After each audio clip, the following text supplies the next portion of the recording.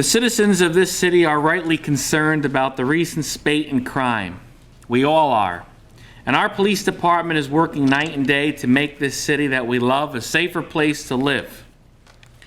As troubling as it is for people to read about shootings, drug crimes, murders, stabbings, and late-night violence on our streets, it is even more troubling to me. I am the mayor, and it is happening on my watch.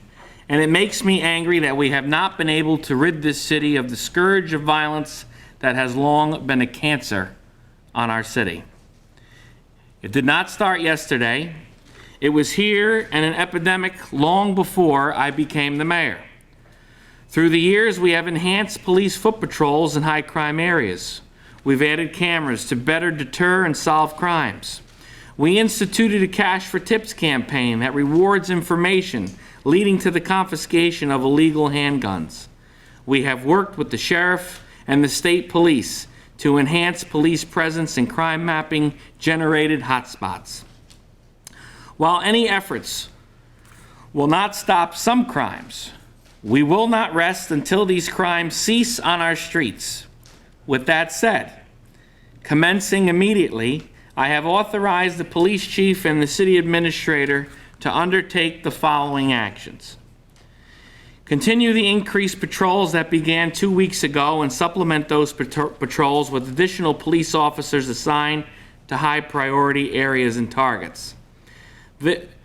These officers shall take all measures to be visible to the public and a deterrent to those that might intend to commit an act of violence here. Immediately reactivate the civilian patrol program and begin recruitment efforts, training, and development with the goal of deployment in the near future. This civilian patrol will be additional eyes and ears on our streets, assisting the police with identifying crime, potential crime, or conditions that tend to invite crime. And I have appointed Lieutenant Rich Wilson of the Police Department and Council Chairman Chris Petsis to co-chair this initiative. To continue the exploration of funding sources for alternative anti-violence programs and other community programs that could have an immediate effect on crimes of violence.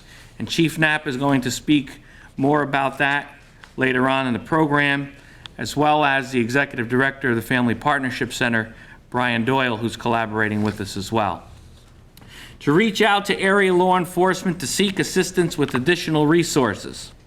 I'm glad to see representatives of Dutchess County are here with us. The chairman of the legislature, Rob Rollison, is here representing County Executive Marcus Molinaro and County Legislator Gwen Johnson, who represents the city as well.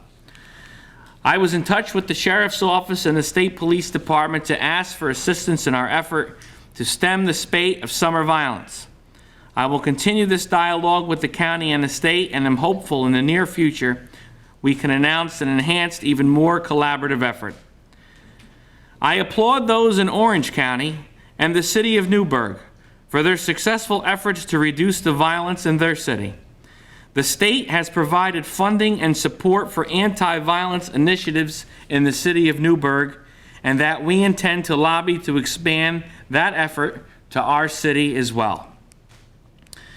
I will also renew my appeal to those who make the laws of this county to close the bars and drinking establishments in Poughkeepsie to 2 a.m. Too often, this is where drug dealers are taking place and where violence occurs when they go bad. I also ask the people of this city to assist law enforcement community in any way that they can. To coin a phrase, if you see something, say something. The eyes of our officers cannot be everywhere. The eyes of our citizens must also be on alert for the sake of this community and the safety of those who live here. Too often, those who are guilty of crimes of violence go unpunished for their acts because either the victim or other witnesses refuse to cooperate. We must ensure that those who commit acts of violence on our streets are brought to justice and face the consequences. Allowing criminals to remain unchallenged only breeds future criminal acts. We must come together as a community, stand up against violence, and end this vicious cycle of crime.